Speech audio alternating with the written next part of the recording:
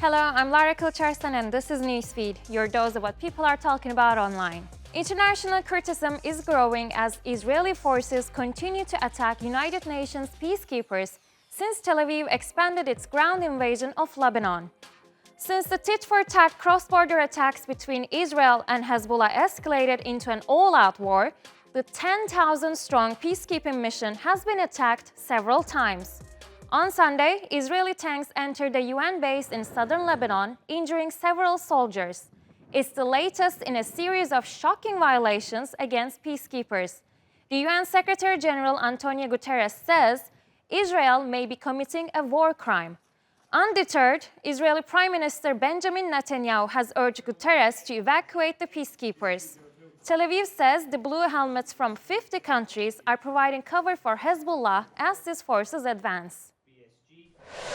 Israel has fired on UN peacekeepers at least 5 times in Lebanon, and at least 2 have been injured. And this as the United Nations says that these attacks are intentional. Now, Israel has told them to stay in their protected areas and they won't get caught in what they're calling crossfire. But then also, Israeli soldiers reportedly disabled a UN base's cameras before firing on it. Also, yesterday, they hit the bunker entrance to the UN safe shelter, and an Israeli tank fired on a Sri Lankan watchtower inside a UN base today. But Italy reportedly flat out accusing Israel of a war crime for this, and also NATO soldiers make up 32% of the UN peacekeeping force in Lebanon. Israel's also been condemned by essentially the whole world, and this as the US has called on them to not threaten or attack UN peacekeepers, with experts noting peacekeepers have been there since 1978 and they are very visible. They wear bright blue helmets and their positions are widely known, especially to Israel. As Israel's attacks continue to intensify and the human suffering in Lebanon worsens, neither Tel Aviv nor Hezbollah are showing any signs of defusing the situation. On Sunday, a Hezbollah drone strike targeting an army base in northern Israel killed at least 4 soldiers and wounded more than 60. Hezbollah targeted the training camp of the Golani Brigade. Its low-flying drone was able to evade Israel's advanced early warning systems and hit a communal canteen. There are also now mounting concerns as the world focuses on Lebanon. Gaza is being forgotten. As Tel Aviv intensifies its siege on northern Gaza, the Deputy Permanent Observer for Palestine at the United Nations described the ongoing assault as genocide within a genocide.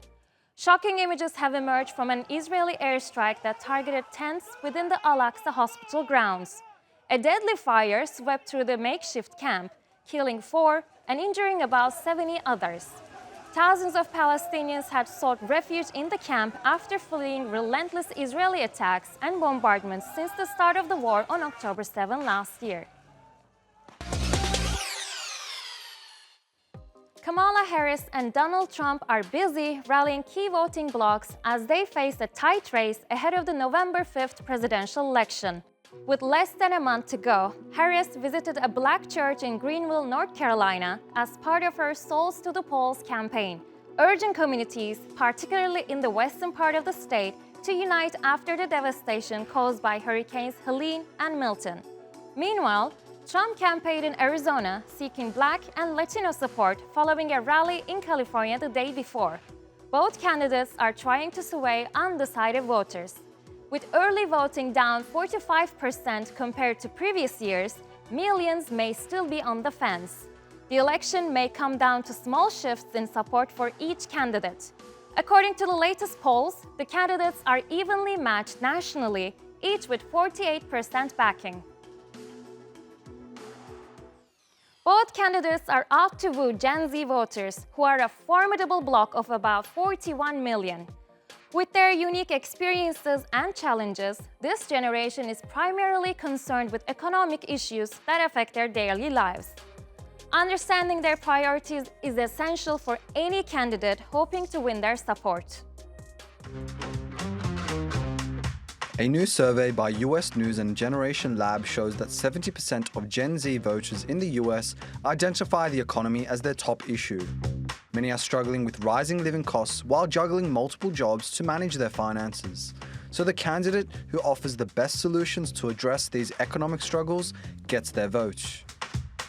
Gen Z is also facing higher levels of debt than their peers. The credit agency TransUnion published a study showing that those aged between 22 and 24 have more debt on credit cards, car loans, and mortgages than millennials did at the same age, and their debt is rising faster than their income.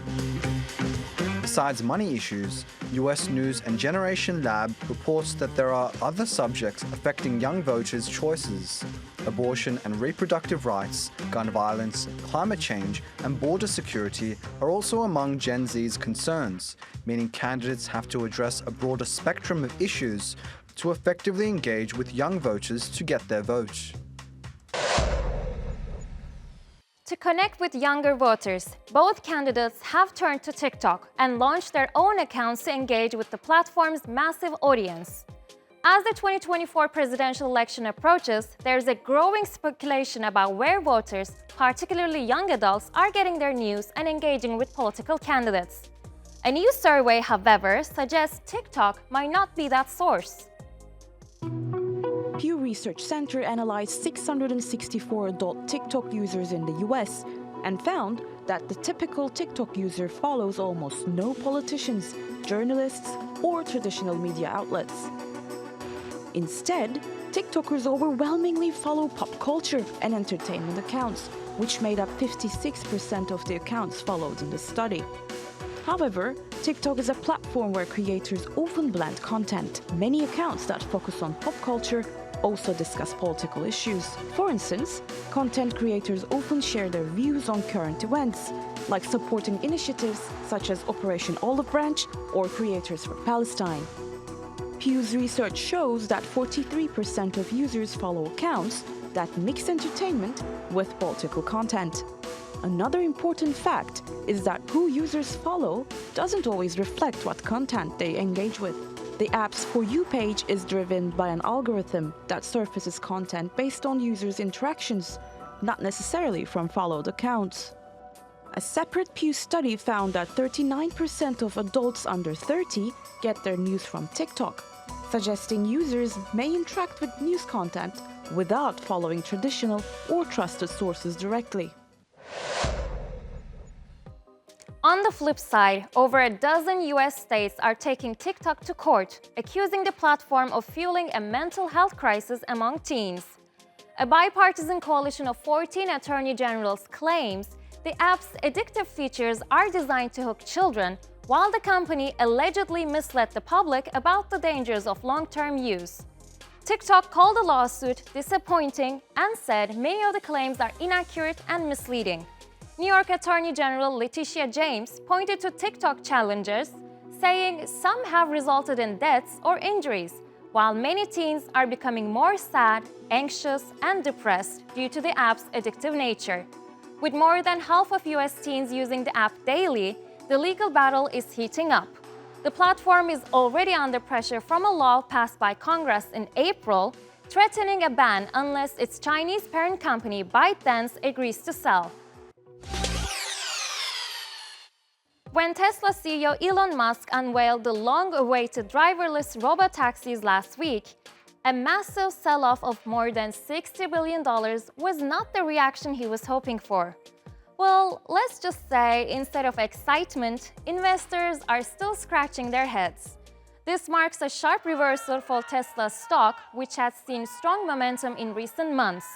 Musk, known for his ambitious promises, has laid out a hefty to-do list. He is hoping to make Model 3 and Model Y operate without driver supervision in California and Texas by next year. He also announced plans for a fully autonomous Cybercab along with a robo-van. And let's not forget the dancing humanoid robots, which Musk believes will become a game changer in the market. However, many Tesla investors and experts were hoping for a solid business strategy. This part of the presentation I think went okay. This is supposed to be a $26,000 fully automated vehicle, and what is kind of fun about it, when they open the door, you'll notice there's no steering wheel. It's full self-driving or bust, which actually seems a little bit dangerous. There should be an emergency steering wheel at least. They have the big butterfly doors on it. But what investors were really not on board for, really, truly, and genuinely, is this Cyberbus, this back massager looking vehicle here. is supposed to be the next generation of shuttle bus that will take people wherever they want to go, or city bus. You just get in and press your destination and it drives you to wherever. It doesn't follow a set route like a regular bus. Instead, just whatever the passengers put in there, it drives you around like, I guess, a rideshare type taxi.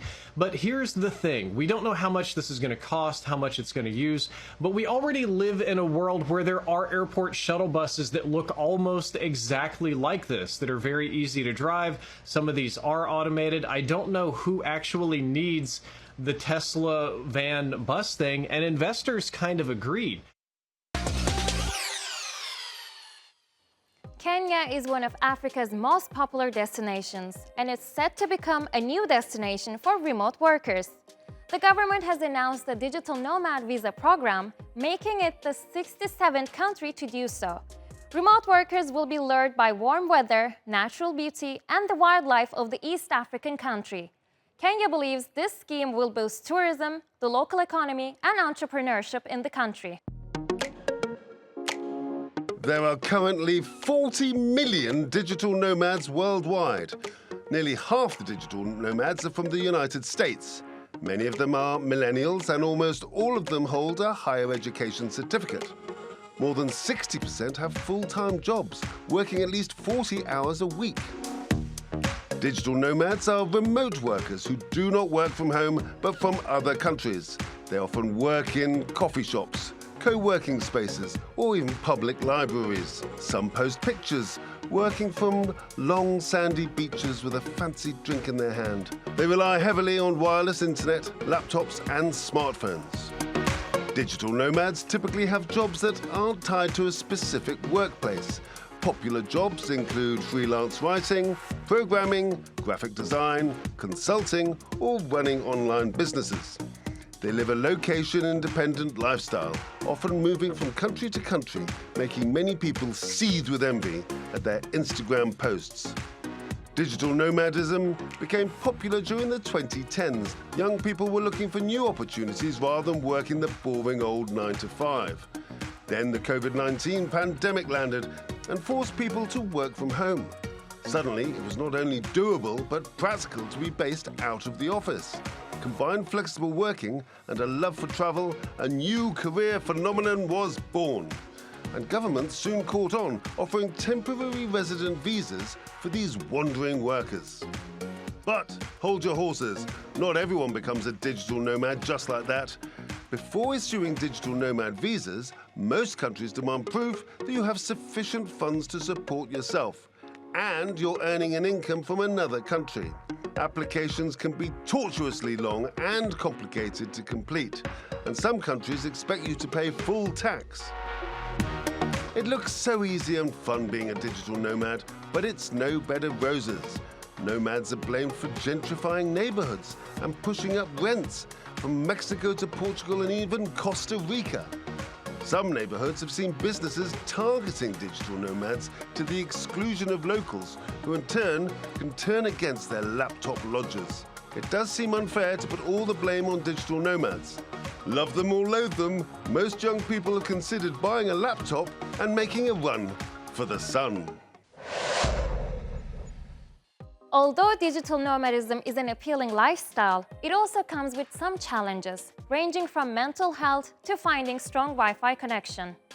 I think that this life is portrayed as a lifestyle, that everything is perfect, that everything is beautiful. But every choice and every lifestyle in this world will have problems. Being a digital nomad basically means that you don't have a base, that you're always moving from place to place, or that you work remotely. Because you're moving from place to place, you're always moving from country to country, a lot of constant changes. And this is what causes most of the problems of this lifestyle. Loneliness. It's a very lonely lifestyle if you're not careful. Second of all is lack of belonging, which is also called estrangement. Third, which is lack of stability, lack of routine. Fourth, it's anxiety for the next move. Fifth is constant search for better. Sixth, it's the FOMO feeling, which is the fear of missing out. And seventh is the experience/adventure numb.